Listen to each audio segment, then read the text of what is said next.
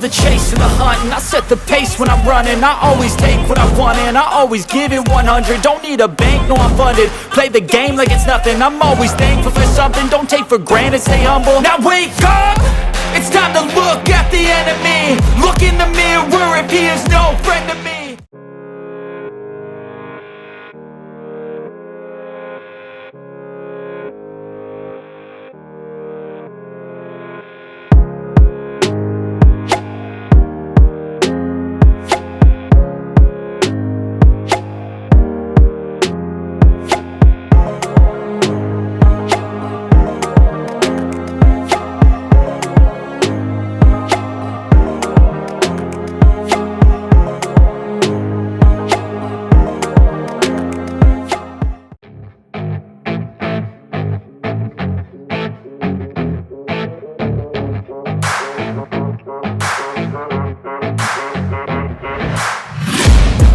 Taking shots at the enemy. I'm gonna make it to the top, leave a legacy. If I got something to say, you better let me speak. Turn it up a new degree, bitch, you ain't seen anything. I pop off with the new rock, electronic, blow the sonic roof up. I'm too honest when I take a few shots. They're too toxic, need to take the noose off. And you cannot save me, 'cause I don't need saving.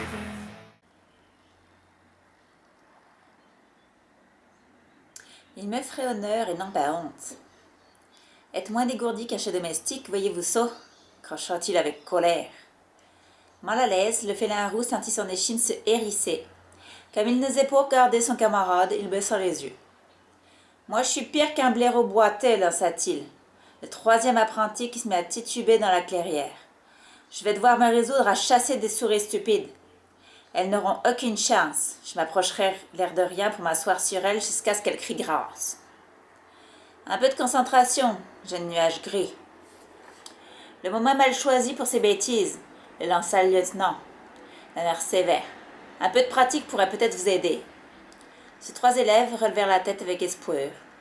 Vous allez essayer d'attraper une vraie proie, reprit le guerrier. Nuage de jet va voir du côté de l'arbre aux chouettes.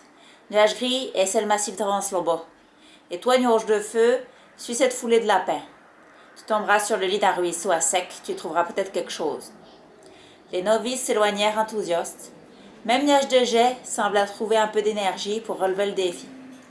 Car battant, nuage de feu gravit la butte à pas de loup.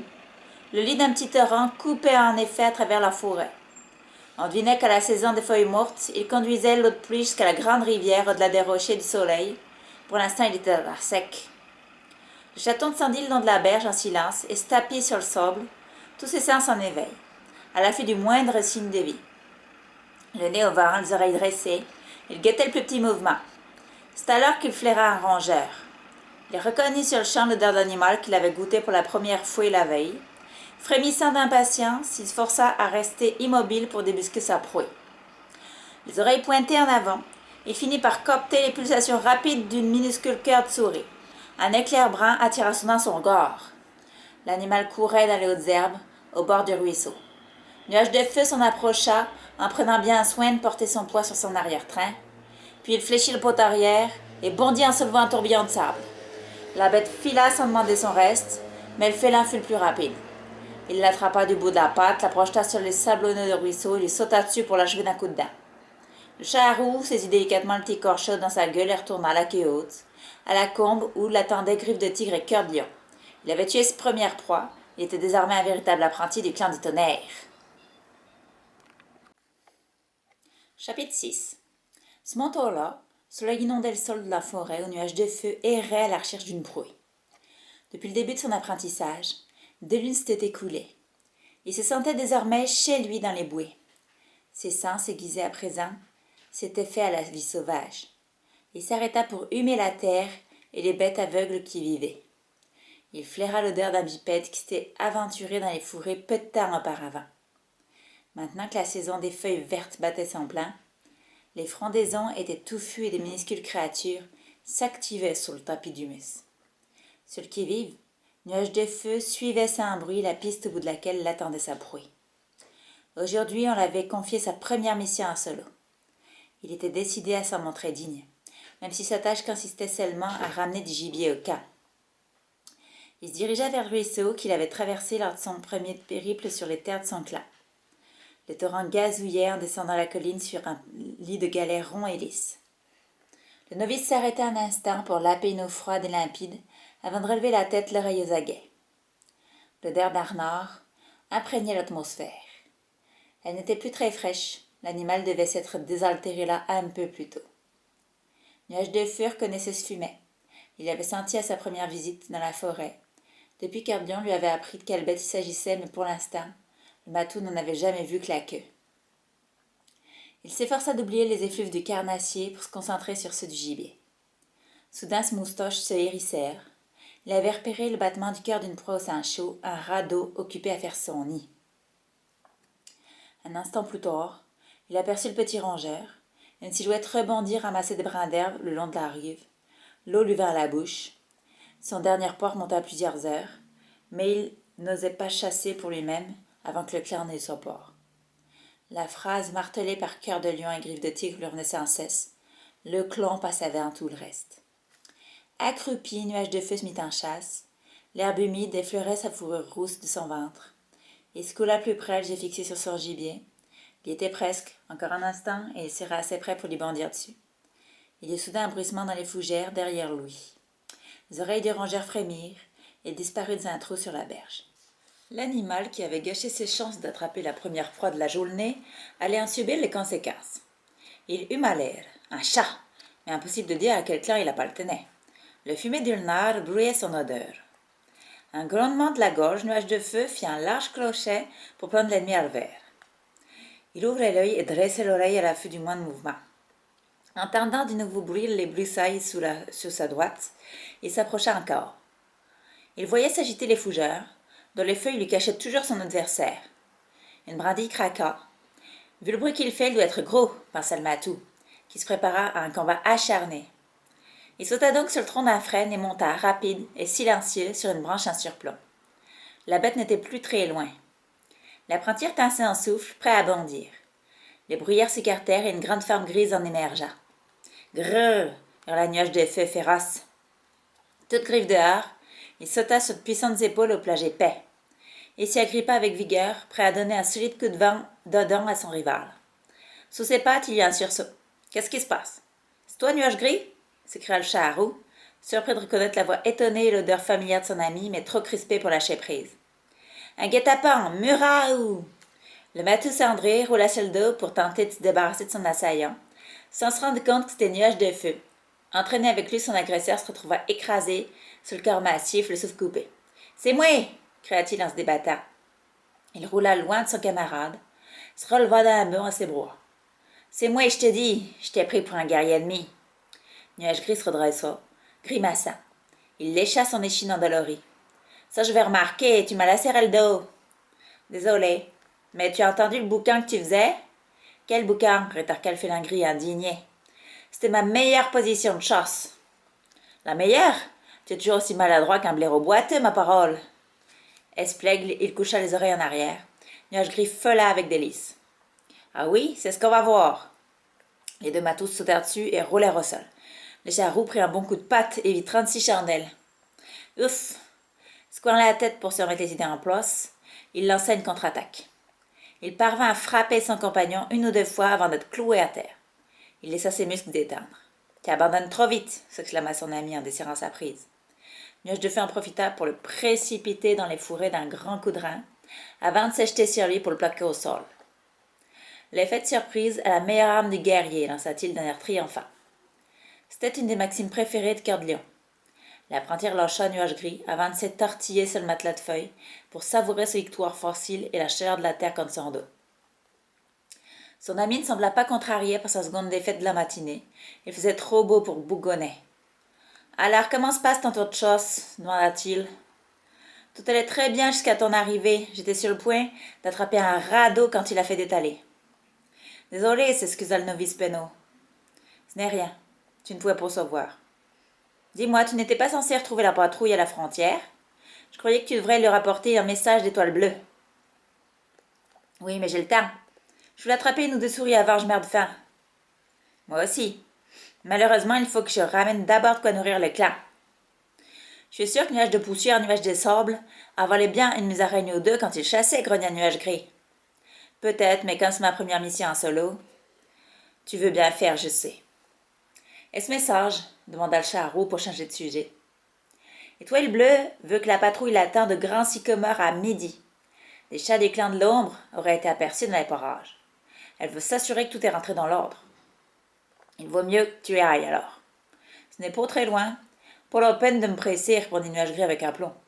Je vais t'aider. Je te dois bien ça après t'avoir fait rater ce radeau. Ce n'est pas grave, j'en trouverai d'autres. La journée est si chaude qu'ils ne vont pas hésiter à mettre le nez dehors. C'est vrai, mais il faut encore que tu les attrapes. Ils se mordirent la patte d'un air pensif. Ça risque de te prendre jusqu'au début de l'après-midi, peut-être même jusqu'au coucher du soleil, tu sais. Son compagnon acquiesça d'un air morose. Son estomac gargouillait. Il lui faudrait sans doute faire 3 ou 4 voyages avant d'avoir réuni assez de gibier. La toison argentée serait haut dans le ciel quand il pourrait enfin se remplir la panse.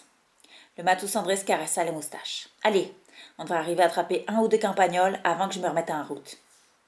Nuage de feu remonta le ruisseau avec son ami, soulagé à la fois de son aide et de sa compagnie. Le fumet du renard flottait dans l'air. Il semblait même plus marqué. Le matou se figea. Tu sens cette odeur? Oui, je l'ai remarqué tout à l'heure. C'est un renard. Elle ne te semble pas plus fraîche maintenant? Nuage gris s'arrêta le nez au vent.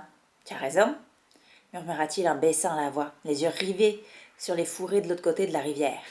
Regarde! Un animal à l'épaisse fourrure rousse faufilait dans les taillis. La bête entra dans une clairière, son pelage orangé flamboya dans la lumière. Basse sur ses pattes, la queue en panache, elle avait un long museau étroit. Alors voilà à quoi ça ressemble. Quel horrible museau! Je ne te le fais pas dire, approuva le matou à André. Je suivais une de ces bêtes-là quand je t'ai rencontré pour la première fois. C'est lui que tu suivais, oui? Ne fais jamais confiance à ces bestioles. Ça ressemble à un chien, mais ça se comporte comme un chat. Il faut qu'on prévienne les rennes. Pour les petits, un renard est aussi dangereux qu'un blaireau. Tu l'as échappé belle ce jour-là. Il aurait fait de toi de la chair à pâter. Devant l'air vexé de Nuage de feu, son camarade ajouta. Aujourd'hui, tu lui donnerais plus de fil à retordre, bien sûr. De toute façon, Étoile bleue enverra probablement une patrouille à sa poursuite, histoire de rassurer les mères. Comme le renard ne les avait pas remarqués, les 2 apprentis poursuivirent leur chemin le long du ruisseau. À quoi ressemble un blaireau? Demanda le félin roux, l'œil et l'oreille aux aguets. C'est noir et blanc, un peu pâteau, corps sur pattes, un sale caractère. Tu le reconnaîtras immédiatement. Il attaque moins souvent la pouponnière qu'un renard, mais sa morsure peut faire très mal. D'où crois-tu que demi-queue tient son nom? Il n'ose plus monter à un arbre depuis qu'il s'est fait arracher la queue d'un coup de dent. Pourquoi ça? La peur de tomber. Un chat a besoin de sa queue pour retomber sur ses pattes. C'est elle qui lui permet de se retourner pendant sa chute. Ce jour-là, comme Nuage de feu l'avait prédit, la chasse fut bonne. Son compagnon ne tarda pas à attraper une souris et lui une grive. Il s'empressa de donner le coup de grosse à l'oiseau. Il n'avait pas le temps de travailler les diverses techniques de capture. Trop de bouches à nourrir l'attendaient au camp. Il recouvrit sa proie de terre. Elle serait à l'abri des prédateurs jusqu'à son retour. Soudain, un écureuil sortit de sa cachette. La réaction du requin fut immédiate. « Attrapons-le !» s'écria-t-il en fonçant sur le seul meuble de la forêt, son ami sur les talons. Ils furent forcés de s'arrêter quand l'écureuil grimpa dans un bouleau. Trop tard, maugréa un nuage gris déçu. À bout de souffle, ils firent halte le temps de reprendre haleine. L'odeur âcre qui va chatouiller leurs narines les prit au dépourvu. Le chemin du tonnerre, stonna le charroux. Je pensais qu'on en était si loin. Ils s'avancèrent à pas furtifs pour contempler le large ruban gris. C'était la première fois qu'ils s'y rendaient seuls. Un cortège de créatures filait sur sa surface plane dans un vacarme assourdissant, les yeux fixés droit devant elle. « Berk !» grommela le Matoussé André, « ces monstres ont vraiment une odeur abominable !» Son camarade remua les oreilles pour montrer qu'il était bien d'accord. Les effluves suffocants le prenaient à la gorge. « Tu l'as déjà traversé ?» demanda-t-il. « Jamais. » Nuage de feu s'aventura hors du couvert des arbres. Une bordure d'herbes grasses s'étendait entre la forêt et la route. L'apprenti s'y aventura à pas lents avant de se recroqueviller. Une bête nauséabonde passait en trombe. « Et où vas-tu » lui cria son compagnon. Le charreux ne répondit pas. Il attendit que la flotte de créatures s'interrompe, puis il s'avança de nouveau sur l'herbe jusqu'au bord de la chaussée. Il tendit une patte avec précaution pour en toucher la surface. Au soleil, elle semblait chaude, presque poisseuse. Il releva la tête pour regarder de l'autre côté. Il lui semblait voir briller une paire d'yeux dans les profondeurs de la forêt. Il huma l'air, mais ne décela rien d'autre que la puanteur du chemin du tonnerre. Là-bas, les yeux luisaient toujours dans l'ombre, puis ils clignèrent lentement. Nuage de feu en était certain à présent. Un guerrier des clans de l'ombre était en train de l'épier. « Attention !» La voix de son ami fit sursauter le charroux, juste au moment où un monstre immense, plus haut qu'un arbre, passait en rugissant sous son nez. Le vent qui s'éleva faillit le renverser. Le novice fit volte-face et retourna en hâte se cacher dans la forêt. Cervelle d'oiseau, souffla un nuage de souris, les moustaches frémissantes de peur et de rage. Qu'est-ce que tu faisais? Je me demandais à quoi ressemblait le chemin de tonnerre de près. Lui non plus n'était pas très rassuré. Viens, souffla le matou cendré avec nervosité, filant d'ici. Ils s'enfoncèrent dans les bouées. Une fois à l'abri, Nuage Gris s'arrêta pour reprendre son souffle. Son compagnon se mit à lisser sa fourrure ébouriffée. Je crois que j'ai vu un guerrier des clans de l'ombre, déclara-t-il entre deux coups de langue. Dans la forêt de l'autre côté du chemin du tonnerre. Quoi? S'exclama l'apprenti ahuri. Tu en es sûr? À peu près, oui. C'est une bonne chose que ce monstre soit passé à ce moment-là. Là où il y a un guerrier du clan de l'ombre, il y en a d'autres. Et nous ne sommes pas encore de taille à les affronter. Fichons le camp. Il jeta un œil au soleil presque à son zénith. J'ai intérêt à me dépêcher si je veux rejoindre la patrouille à temps, reprit-il avant de bondir dans les fourrés. À plus tard. On ne sait jamais, Cœur de Lion me laissera peut-être venir t'aider. Nuage de Feu le regarda s'éloigner. Il aurait préféré rejoindre la patrouille des guerriers lui aussi. Mais au moins, il aurait quelque chose à raconter aux autres novices à son retour. Aujourd'hui, il avait vu son premier guerrier des clans de l'ombre. Chapitre 7. Nuage de Feu brossa chemin vers le ruisseau. Il pensait à ses yeux luisants dans l'obscurité du territoire ennemi. Il capta soudain une odeur, apportée par le vent. Un intrus! Le guerrier des clans de l'ombre qu'il venait de voir, peut-être. Aussitôt un grondement monta de la gorge du charroux. L'inconnue était une femelle d'un certain âge. Étrangère au clan du tonnerre. Elle ne portait la marque d'aucune tribu en particulier. Elle était affamée, épuisée, malade et d'une humeur massacrante. Le matou se ramassa sur lui-même et s'aventura dans la direction de l'animal avant de s'arrêter perplexe. L'odeur de l'ennemi était maintenant moins forte. Il huma de nouveau. Rapide comme l'éclair, une boule de fourrure surgit soudain des buissons derrière lui en poussant un grognement féroce. Stupéfait, Nuage de Feu poussa un miaulement strident quand la chatte le percuta et le renversa sur le flanc. Des pattes massives s'abattirent sur ses épaules et de puissantes mâchoires se refermèrent sur sa nuque. « Me raoult !» protesta-t-il en réfléchissant aussi vite qu'il put. Si son adversaire serrait les dents, ça en était fait de lui. Le novice laissa ses muscles se relâcher en signe de soumission et poussa un cri angoissé. La femelle lança un fêlement triomphal. « Ah, un simple apprenti, une proie facile pour croc jaune, cracha-t-elle. » Il sentit la colère l'envahir. Attends un peu. Il allait montrer à cette sale bête de quelle boîte se chauffait. Mais pas tout de suite, se dit-il. Attends de sentir à nouveau ses crocs. Elle les mordit. La douleur fit se cabrer le matou. Projetée dans les airs, la chatte laissa échapper un grognement de surprise. Elle tomba un peu plus loin, dans un bouquet d'ajoncs. Le charroux s'ébroua. Pas si facile que ça, hein? Croc-Jaune poussa un grondement inquiétant en s'arrachant aux branches épineuses. Pas mal pour un jeune, siffla-t-elle, mais il t'en faudra beaucoup plus pour me vaincre. Quand il vit vraiment son assaillante pour la première fois, Nuage de Feu resta stupéfait. La chatte avait un museau large, presque plat, et des yeux ronds reflets orange. Ses longs poils gris foncés étaient collés par la crasse en touffe hirsute. Elle avait les oreilles déchiquetées et le museau couturé de nombreuses cicatrices. L'apprenti ne se laissa pas impressionner. Il bomba le poitrail et regarda l'intruse d'un air de défi. « Tu es sur le territoire de chasse du clan de Tonnerre, file. »« Ah oui, et qui va m'efforcer ?» Croc-Jaune retroussa les babines, d'un air menaçant, dévoilant des dents tachées et cassées. « Je vais commencer par me trouver de quoi manger, ensuite seulement je partirai, ou bien je resterai un moment, qui sait ?» Assez parlé, gronda le matou qui sentit s'éveiller son instinct guerrier. Il n'y avait plus trace du chat domestique en lui, désormais. Son sang de chasseur bouillait, l'envie le démangeait de se battre pour protéger son clan. Croc-Jaune sembla ressentir le changement qui s'était opéré en lui. Dans ses yeux orange brillait un respect tout neuf. La tête courbée, les yeux baissés, il se mit en patte en retraite. « Ne nous affolons pas, ronronna-t-elle d'une voix mielleuse. Nuage de Feu ne fut pas dupe. Toute griffe dehors, le poil hérissé le bondit en poussant son cri de guerre. « Grrrr !» Un grognement rageur lui répondit. Feulant et crachant, le novice et la vieille chatte s'attaquèrent. Ils roulaient agrippés dents et griffes étincelant au soleil. Les oreilles couchées en arrière, le matou se démenait pour trouver une prise, mais le pelage touffu de la femelle l'empêchait de planter ses griffes dans la peau de son adversaire. C'est alors que Croc-Jaune se cabra. La queue hérissée, elle était encore plus impressionnante. Nuage de Feu sentit des dents acérées frôler son cou. Il se pencha en arrière juste à temps, clac! Des mâchoires terribles se refermèrent dans le vide. derrière son oreille. D'instinct, il contre-attaqua du revers de leur pote. Il toucha son assaillante à la tempe. L'impact la fit trembler jusqu'à l'épaule. Aïe! Sonné, la chatte retomba à quatre pattes et secoua la tête. L'espace d'un instant, avant qu'elle ne retrouve ses esprits, il vit une ouverture. Il bondit, ramassé sur lui-même, et planta l'écrou dans une des pattes arrière de son adversaire. Berk! Le goût de la fourrure hirsute était abominable. Mraou! La croix jaune en martyr avant de pivoter tout à coup pour le mordre jusqu'au sang. La douleur fulgurante qui remonta le long de l'échine de nuages de feu ne fit que renforcer sa colère. Sa queue qu'il avait arrachée à son ennemi fouetta rageusement l'air. Leur shot sous tapis, prêt à attaquer de nouveau. Sa respiration était sifflante, son haleine nauséabonde, l'odeur prit l'apprenti à la gorge. Le désespoir et la faiblesse de la femelle au ventre vide étaient presque douloureux. Il sentit se réveiller en lui une émotion indigne d'un chasseur, la pitié. Il tenta en vain de réprimer ce sentiment. Il savait qu'il devait se loyauté au clan. Il se rappela les paroles de Cœur de Lion. C'est ton cœur qui parle, nuage de feu. Un jour, ce qui fera de toi un guerrier redoutable. Puis, l'avertissement de griffes de tigre résonna dans ses oreilles. Ou bien ça révélera sa lâcheté de vulgaire chat domestique au moment du combat. Crojeune bondit, et l'instinct agressif du matou se réveilla aussitôt.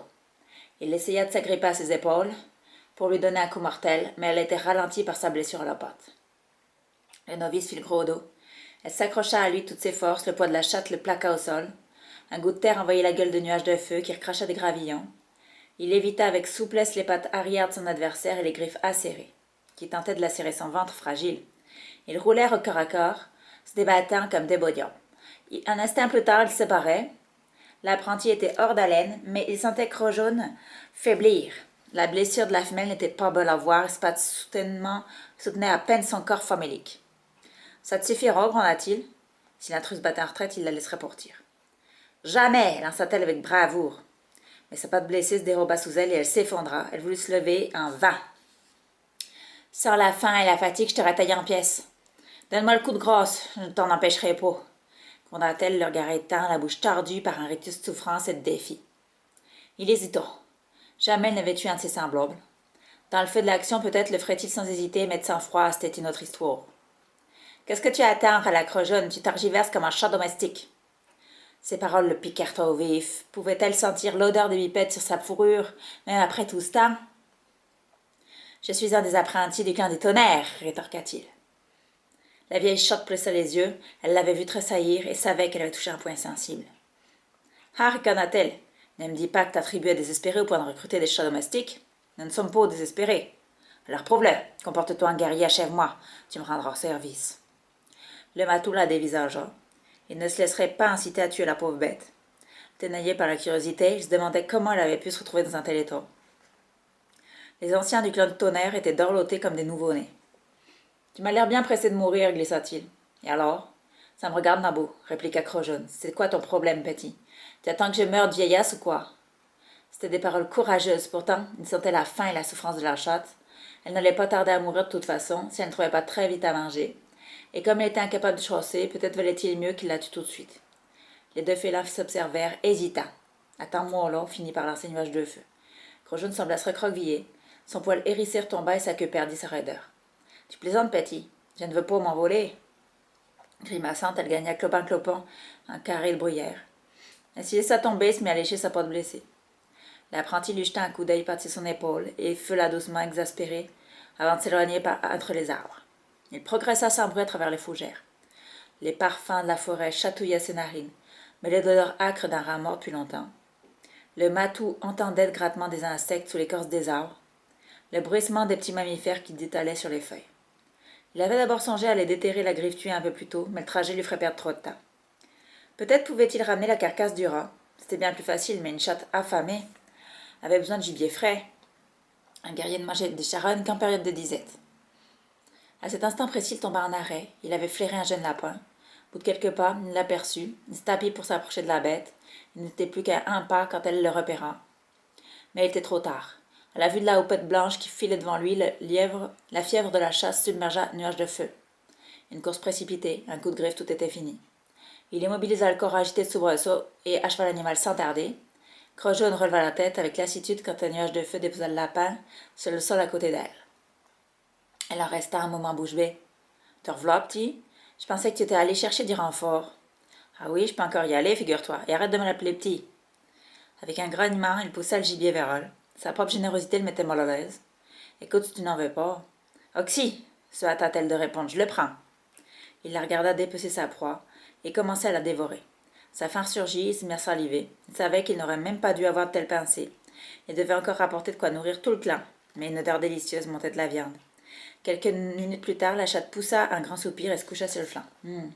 Mon premier gibier frais depuis des jours. Elle se lécha le museau et entreprit une toilette complète. Comme si ça allait faire la moindre différence, pensa le novice en frémissant. Elle était l'incarnation de la crasse et de la puanteur.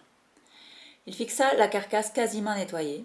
Il ne restait pas grand-chose pour qu'elle ait l'estomac d'un matou en pleine croissance, or son combat contre la chatte lui avait aiguisé l'appétit. Il finit par céder à la tentation à voler les restes du lapin, un régal. Il se lécha les babines, savoura son maigre repas, jusqu'à la dernière miette, le corps entier parcouru de fourmillements. Croche jaune le surveillait de près, les babines retroussées. Bien meilleur que les saletés dont on nourrit certains chats domestiques, pauvre, lança-t-elle sournoise. Nuage de feu l'ignora et se mit à faire ses toilettes. Du poisson, poursuivit-elle, des crottes de rat, je te dis. Il faut être un minable pour accepter de manger des trucs pareils. Elle s'interrompit soudain tendue. Chut, les guerriers approchent. Il l'avait senti lui aussi. Il entendait le bruit étouffé de leurs pas sur les feuilles et le frôlement de leur fourrure contre les branches. Il humait le vent qui effleurait leur pelage. C'étaient des odeurs familières, des guerriers des clans de tonnerre, assez confiants sur leur terre pour ne pas se soucier d'être repérés. Le charrousse lécha les babines, d'un geste coupable dans l'espoir d'effacer toute trace de la viande qu'il venait d'avaler. Puis il regarda Croc jaune et la pile fraîche d'os de lapin à côté d'elle. La voix de Cœur de Lion résonna à nouveau dans sa tête. Le clan passe avant tout le reste. Son mentor allait-il comprendre pourquoi Nuage de Feu avait nourri la pauvre bête. Pris de vertige, il eut soudain très peur de ce qui risquait de lui arriver. Il avait réussi à prendre le code du guerrier de sa première mission. Chapitre 8.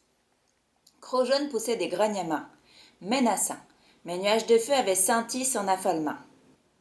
La chatte se releva à grand-peine. Bon, merci pour le repos. Elle essaya de s'éloigner tant bien que mal, mais grimaça de douleur. Ah, et ma patte s'est engourdie pendant que je me reposais. Il était désormais trop tard pour s'enfuir. Des ombres silencieuses sortirent d'entre les arbres et en un clin d'œil, la patrouille avait encerclé l'apprenti et la femelle. Nuage de Feu reconnut Griffe de Tigre, Éclair Noir, Fleur de Saule, Étoile Bleue, tous des guerriers redoutables. L'odeur de la peur de Croc jaune devint insupportable. Nuage Gris était sur leurs talons. Il sortit des fourrés d'un bond et s'arrêta à côté des autres. Le charroux s'empressa de les saluer, mais seul son ami lui répondit. Nuage de Feu, silence, gronda Griffe de Tigre. Le novice jeta un coup d'œil à Croc jaune et gémit en son fort intérieur. La crainte étreignait toujours l'animal loqueteux, mais au lieu de s'aplatir en signe de soumission, il fixait le nouveau venu d'un arbre d'affy. Nuage de Feu demanda Étoile Bleue d'une voix calme et mesurée. Qu'avons-nous là? Un guerrier ennemi qui vient d'être nourri, d'après votre odeur, à tous les deux. Elle le transperçait du regard, et l'apprenti dut baisser la tête. Elle est très faible, elle mourrait de faim, commença-t-il. Et toi, tu t'es permis de manger avant le reste de la tribu? J'imagine que tu avais une très bonne raison pour enfreindre le code du guerrier. Matou n'était pas dupe. Malgré sa voix douce, la femelle était furieuse et à juste titre. Il se recroquevilla encore. Avant qu'elle puisse répondre, Griffe de Tigre cracha bruyamment. Chat domestique un jour, chat domestique toujours. Elle ignora le vétéran et se tourna vers l'intruse. Elle parut étonnée. Eh bien, Nuage de Feu, on dirait que tu as capturé un chat du clan de l'ombre, et pas n'importe lequel. Tu es leur guérisseuse, non? Demanda-t-elle à Croc jaune. Que fais-tu si loin de notre territoire ennemi? C'est bien moi, mais je vis seule maintenant. Le novice écouta l'échange avec stupéfaction. Avait-il bien entendu? Son adversaire était une guerrière des clans de l'ombre. La crasse avait dû masquer l'odeur de sa tribu. Il avait pris plus de plaisir à l'affronter, s'il l'avait su. Croc jaune, railla Griffe de Tigre. Les temps doivent être bien durs pour que tu te laisses battre par un simple apprenti. Cette vieille femelle ne nous est d'aucune utilité, intervint Éclair Noir. Mais voilà tuer maintenant. Quant au chat domestique, il a enfreint le code du guerrier en donnant à manger à un chasseur ennemi, il doit être puni. Au calme, déclara Étoile Bleue. Toutes les tribus connaissent la bravoure et la sagesse de Croc jaune. Écoutons ce qu'elle a à dire avant de prendre une décision. Commençons par la ramener au camp, nous verrons alors ce qu'il convient de faire d'elle. Et de Nuage de Feu. Tu peux marcher, tu as besoin d'aide, lui demanda-t-elle. J'ai encore 3 potes valides, répondit la guérisseuse, et qui s'avança clopin. Les yeux voilés par la souffrance, elle semblait pourtant déterminée à ne montrer qu'une faiblesse. L'apprenti vit une lueur de respect s'allumer dans l'œil d'étoile bleue, avant que le chef du clan du tonnerre ne tourne les talons pour s'enfoncer dans la forêt à la tête du petit groupe. Les autres guerriers encadrèrent leur prisonnière, et la patrouille s'ébranla, son allure réglée sur celle de la blessée. Les deux novices fermaient la marche. Tu avais déjà entendu parler de Croc-Jaune, toi, soufflant un nuage de feu à son ami? Un peu. Apparemment, elle était guerrière avant de devenir guérisseuse, ce qui est plutôt rare. Je n'arrive pas à l'imaginer en solitaire, cela dit. Elle a passé sa vie entière au sein du clan de l'ombre. C'est quoi un solitaire? Nuage Gris lui jeta un coup d'œil pensif. C'est un chat sans tribu ni maître, selon Griffe de Tigre. Ils sont égoïstes et indignes de confiance. Ils vivent souvent à proximité des demeures des bipèdes, mais ils ne dépendent de personne et chassent leur propre gibier. C'est ce que je pourrais bien devenir une fois qu'Étoile Bleue en aura fini avec moi. Tu sais, elle est toujours juste, le rassura Nuage Gris. Elle ne te forcera pas à partir. Elle a l'air plutôt contente d'avoir fait une telle capture. Je suis sûre qu'elle ne te reprochera pas d'avoir apporté à manger à cette pauvre vieille femelle. Mais tout le monde répète qu'elle manque de gibier. Oh, pourquoi a-t-il fallu que je goûte à ce lapin? Le charroux se sentait mort de honte. Nuage Gris donna un coup de museau affectueux à son ami. Ça oui, c'était une belle bêtise. Tu as vraiment enfreint le code du guerrier, mais personne n'est pas fait. Sans répondre, l'apprenti poursuivit sa route, le cœur lourd.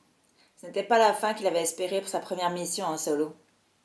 Lorsque la patrouille passa devant les sentinelles en faction à l'entrée du camp, le reste de la tribu courut souhaiter la bienvenue aux chasseurs qui rentraient.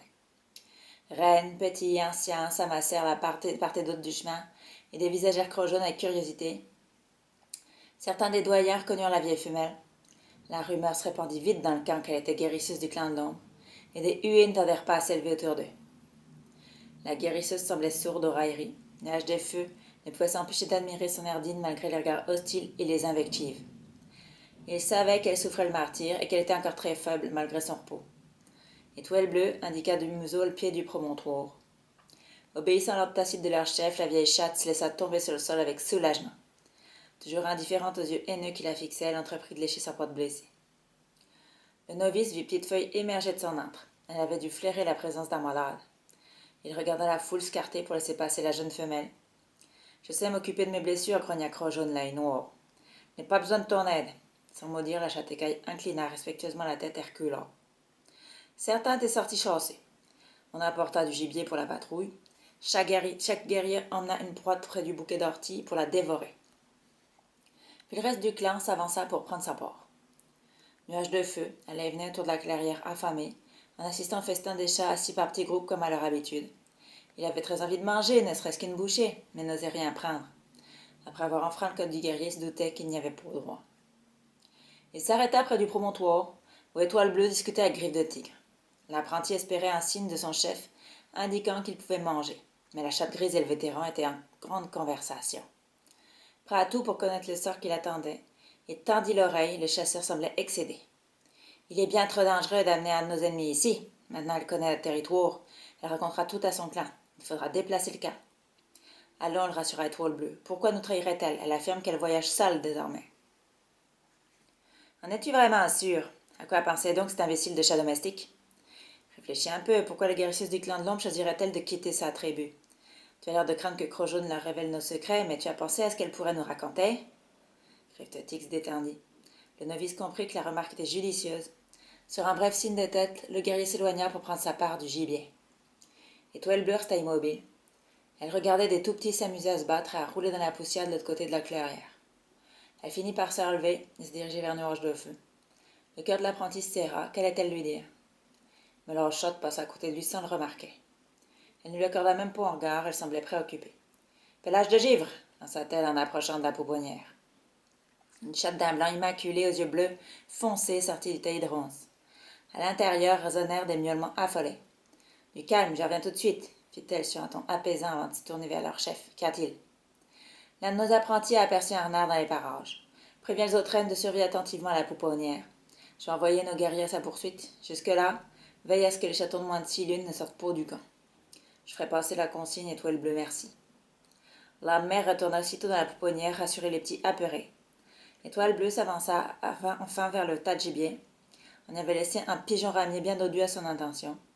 Nuage de Feu la regarda avec envie rejoindre les vétérans, sa proie à la bouche. Sa faim finit par pousser l'apprenti en avant. Près de la souche, Nuage Gris dévorait un petit pinceau en compagnie de Nuage de Gel. Il vit son ami approcher de la pile et inclina la tête d'un air encourageant. Rassuré, le charreau fit mine de saisir un petit melon entre ses dents. Pas à toi, grogna Griffe de Tigre, qui s'était approché sans bruit pour lui arracher le rongeur. Tu n'as pas rapporté de gibier, les anciens mangeront ta part. Voilà leur portée. Nuage de Feu regarda Étoile Bleue. Il acquiesça d'un bref signe de tête. Obéis. Docile, il ramassa le rat des champs et la porta à petite oreille. La délicieuse odeur chatouilla les narines de l'apprenti. La bête était juste à sa portée. Il souhaitait un grand-peine d'y mordre à pleines dents. Avec beaucoup de sang-froid, il déposa la proie devant le matou gris et recula poliment. Comme il s'y attendait, il n'eut droit à aucun remerciement. Maintenant, il était bien content d'avoir dévoré le reste du lapin qu'il avait attrapé pour Crojaune. Il n'aurait plus rien d'autre à manger jusqu'au lendemain. Il rejoignit Nuage Gris. Enfin rassasié, son ami était étendu avec Nuage de Jet devant la tanière des apprentis. Allongé sur le flanc, il se léchait une pôte. Voyant arriver son camarade, il interrompit sa toilette. Étoile Bleue a déjà annoncé ton châtiment? Pas un quart, répondit Charot d'un air sombre. Son compagnon fronça le sourcil sans mot dire, compatissant. Dans la clairière résonna l'appel d'Étoile Bleue. Que tous ceux qui sont en âge de chasser se réunissent pour une assemblée de clans. La plupart des guerriers avaient fini leur repos, et comme le matou cendré était occupé à faire leur toilette. Ils se levèrent avec souplesse et s'approchèrent du promontoire, où les attendait leur chef. Allons-y, miaula Nuage Gris. Il se redressa d'un bond et se fraya un chemin jusqu'au premier rang, les deux autres sur les talons. Je suis sûr que vous avez entendu parler de la prisonnière que nous avons ramenée aujourd'hui, commença Lafmel. Mais un autre problème nécessite aussi notre attention. Elle jeta un regard à la chatte grisonnante couchée près du promontoire. Tu m'entends de là-bas? Je suis peut-être âgée, mais je ne suis pas encore sourde, rétorqua Crojaune. Indifférente à l'hostilité de la prisonnière, Étoile Bleue reprit. J'ai bien peur d'apporter de graves nouvelles. Aujourd'hui, j'ai pénétré dans les terres du vent avec une patrouille. Les traces du clan de l'ombre étaient partout. Ces guerriers avaient marqué presque tout le territoire. Nous n'avons rencontré personne alors que nous nous sommes risqués au cœur du plateau. Un silence stupéfait accueillit ces mots. L'assemblée parut troublée. Tu veux dire qu'ils ont été chassés? Demanda Petite Oreille et leur chef incrédule. Nous n'en sommes pas certains. Quoi qu'il en soit, le clan de l'ombre a laissé son odeur partout. Nous avons aussi trouvé des sangs et des touffes de poils. Il y a bien eu une bataille, mais nous n'avons trouvé aucun corps. La foule poussa les miaulements bouleversés. Nuage de Feu vit les félins s'agiter, choqués et furieux. C'était la première fois qu'une tribu en faisait fuir une autre. Comment le clan du vent a-t-il pu quitter cette terre? Lança un œil d'une voix rauque. Leur adversaire est féroce, mais ils sont nombreux. Ils vivent là-bas depuis des générations. Comment est-ce possible?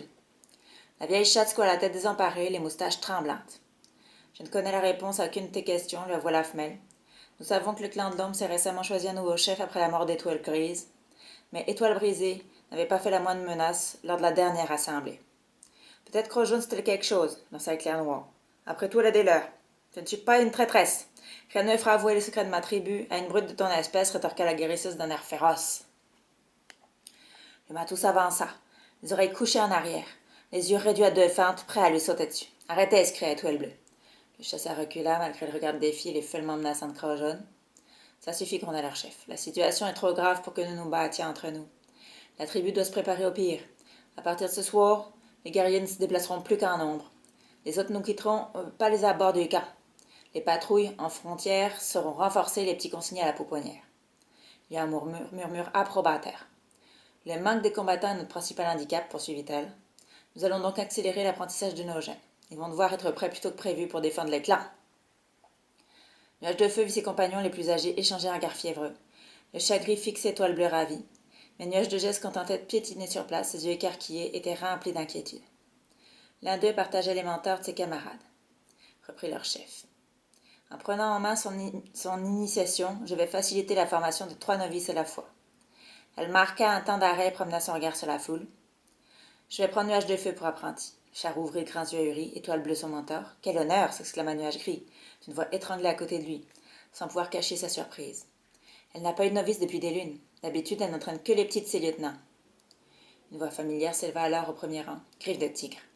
Voilà sa récompense au lieu de la punition qu'il mérite. Nuage de Feu est désormais mon apprenti, je me charge de lui, rétorqua Étoile Bleue. Elle contempla le vétéran un moment avant de lever la tête pour s'adresser à tous. Crojaune sera autorisée à rester parmi nous et à retrouver ses forces. Nous sommes des guerriers pour des barbares. Elle devra être traitée avec respect et courtoisie. Mais le clan ne peut pas subvenir à ses besoins, protesta Éclair Noir. Nous avons déjà trop de bouches à nourrir. S'il pouvait fermer un peu la sienne, ça nous ferait des vacances, chuchota Nuage Gris à l'oreille de son ami. Je Je n'ai pas besoin qu'on s'occupe de moi, rétorqua Croc-Jaune. Je taillerai en pièces le premier qui s'y risque. Quelle vipère, ma parole, murmura le matou cendré. Le charroux acquiesça, en agitant le bout de la queue. Un brouhaha étouffé parcourut la foule. L'ennemi ne manquait pas de cran, Étoile Bleue fit sourde oreille. Nous allons faire d'une pierre deux coups, si on peut dire. Nuage de feu, pour avoir enfreint le code du guerrier, tu es condamné à t'occuper de Croc-Jaune. Tu chasseras pour elle et tu soigneras ses blessures. Tu prépareras sa litière et tu nettoieras ses crottes. À tes ordres, Étoile Bleue, répondit-il, la tête courbée, en signe de soumission. Berk, pensait-il. Nuage de poussière et nuage de sable poussèrent des cris moqueurs. Bonne idée, lança le premier, ça va t'en faire des puces à tuer. Et du gibier à attraper, renchérit la seconde. Ce sac d'os a bien besoin de se remplumer. Ça suffit, coupa l'air-chef. J'ose espérer que Nuage de Feu ne trouvera rien d'humiliant à s'occuper de Croc-Jaune. Elle est guérisseuse et c'est son aînée. Ces deux raisons suffisent pour la respecter. Elle décrocha un regard sévère aux deux pitres avant de reprendre. Il n'y a pas de honte à prendre soin d'un chien incapable de se débrouiller seul. L'assemblée est terminée. Je vais maintenant m'entretenir seule avec les vétérans. Sur ces mots, elle descendit du promontoire et se dirigea vers sa tanière. Cœur de Lion la suivit. Les autres commencèrent à se disperser. Quelques-uns félicitèrent Nuage de Feu d'avoir été choisi comme apprenti par la meneuse. D'autres lui souhaitèrent bonne chance avec Croc-Jaune d'un air moqueur. Le charroux était si éberlué par la nouvelle qu'il se contenta d'incliner la tête sans répondre. Longue Plume s'approcha à pas feutrés. L'entaille à forme de V que le novice lui avait faite à l'oreille se voyait encore. Le guerrier lui montra les dents d'un air méprisant. « J'espère que tu y réfléchiras 2 fois avant d'amener des chats errants au camp, désormais, ricana-t-il. Tu vois, j'avais raison de penser que les étrangers ne nous apporteraient que des ennuis.